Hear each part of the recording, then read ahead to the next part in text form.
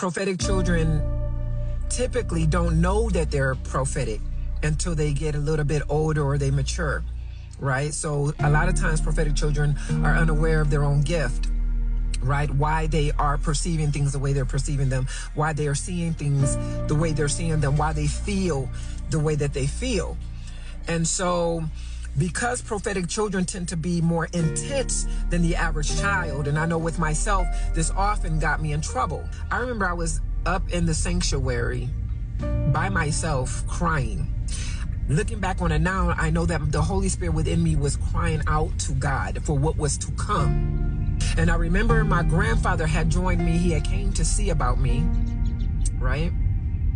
And I began to just share with him, I don't know why my spirit is grieved behind this marriage, this individual that my mother was marrying.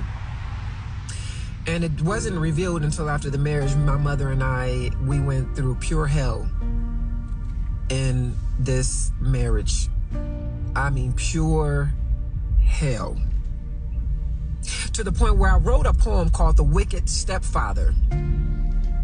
And then before I graduated high school, he was on his deathbed and requested to see me, and I denied, and I said, you know what? I forgive him from where I am, but I don't need to go to the hospital to see him. But I do forgive him. And he passed on.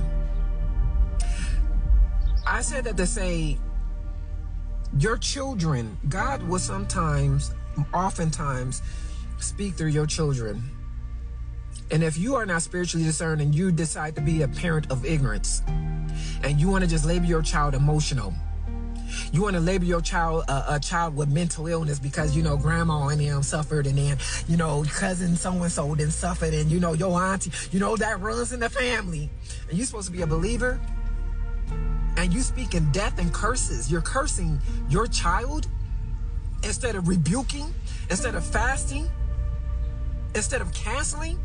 So if they're calling out something or challenging something, then that parent oftentimes are going to beat and abuse that child into obedience. And that's oftentimes the case of a prophetic child, which is why the prophetic child is often deemed the black sheep of the family, because they have parents who are ignorant of their child's gift, and so they think that beating their child into obedience is the answer, or they label their child saying that their child have mental illness, because a lot of prophetic children battle depression.